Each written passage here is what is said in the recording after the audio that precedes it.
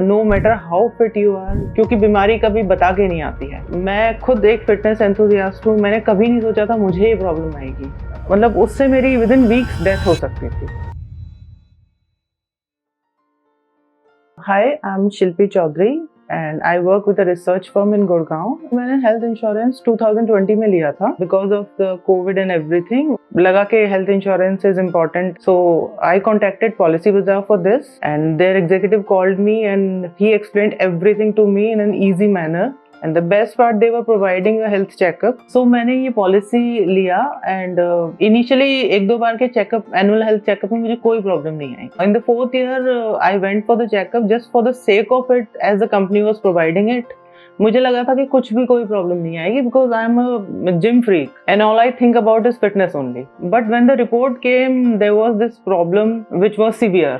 मुझे पता लगा कि मुझे एक एओर्टिक डायसेक्शन डिटेक्ट हुआ, जो कि एक बहुत ही लीथल बीमारी है और उसके लिए कुछ पर्टिकुलर डॉक्टर्स ही हैं इंडिया में। अदरवाइज मुझे इंडिया से बाहर जाना पड़ता है, विच इज़ प्रीटी एक्सपेंसिव।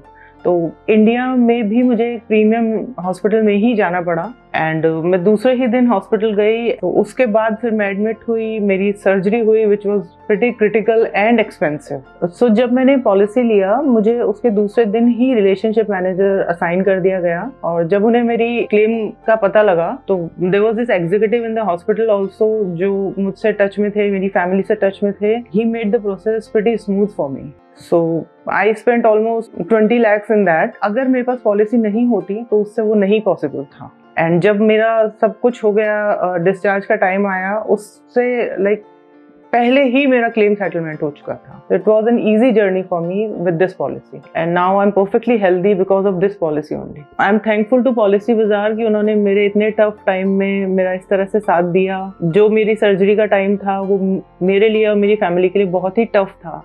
अगर हम उस टाइम पे ये टेंशन भी लेते तो शायद हमारे लिए बड़ी मुश्किल हो जाती, लेकिन दे सॉल्व्ड इट स्मूथली और मुझे बिल्कुल एफर्ट नहीं करने पड़े। इसलिए तो उन्होंने सब चीज़ें, claim settlement and everything, they handle it pretty nicely.